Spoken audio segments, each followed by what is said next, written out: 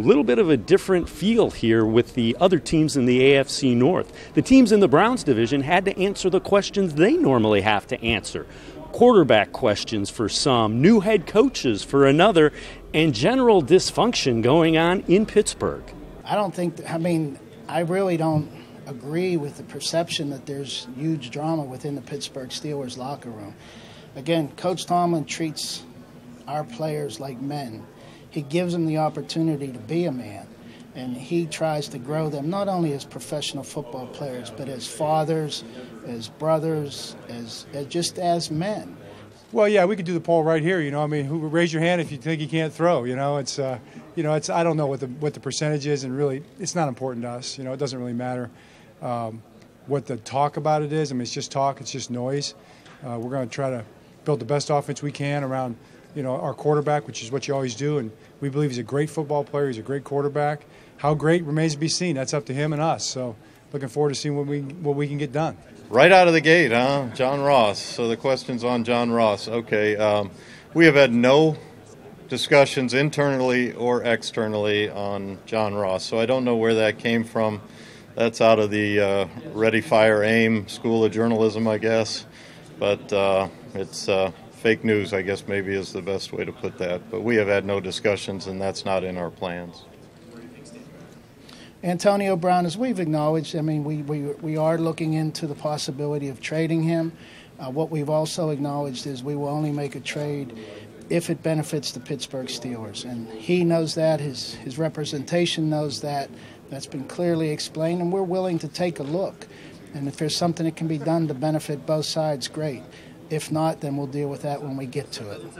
Well, let's welcome in Browns beat reporter for cleveland.com, Dan Labbe. And Dan, how nice was it to listen to the AFC North teams have to deal with a new coach, some quarterback questions, and some general dysfunction over in Pittsburgh? Yeah, the new coach, obviously the Browns have one, but it's a guy that was here, had success as an offensive coordinator. You hear Kevin Colbert talking about Antonio Brown, Le'Veon Bell. You hear John Ross from Duke Tobin. Are they going to trade him? He says no.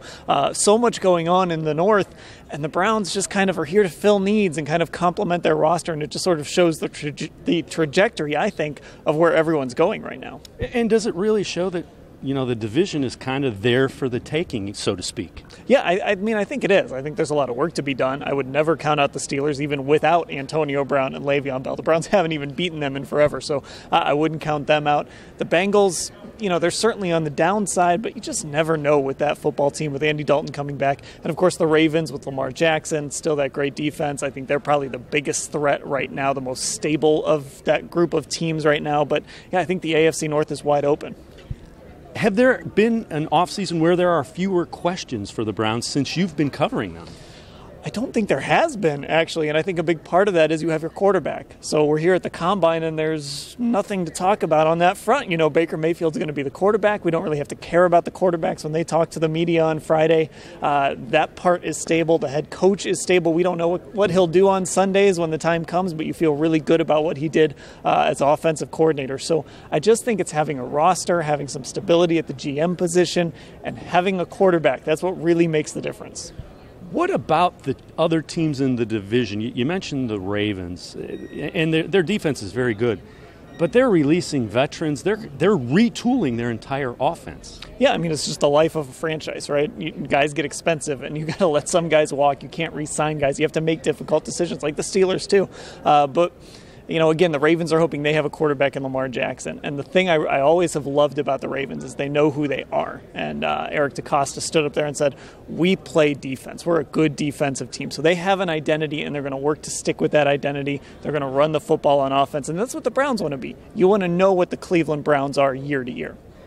Are they getting closer to that? Are they getting closer to establishing an identity, being the Cleveland Browns? I think they are, and a big part of that, again, is Baker Mayfield. And now you've brought in Todd Monken as your offensive coordinator to pair with Freddie Kitchens. So this is going to be a wide-open offense, some air raid concepts. It's going to be a lot of fun to watch, and I think that's really going to be the identity. This is a team that can score a lot of points. They're going to be creative offensively, and I think that's what the Browns are going to be known for moving forward. How much fun are you having talking about the Browns potentially being the top team in the AFC North? That's got to be something that is new to you as well. I don't know if I would call it fun or scary. I mean, it's a crazy proposition to think that maybe this time next year we're talking about how the Browns build on a division title. Obviously, again, there's a lot that has to go into that, but it's a bizarre thing to think that the Browns could be contenders in the AFC North.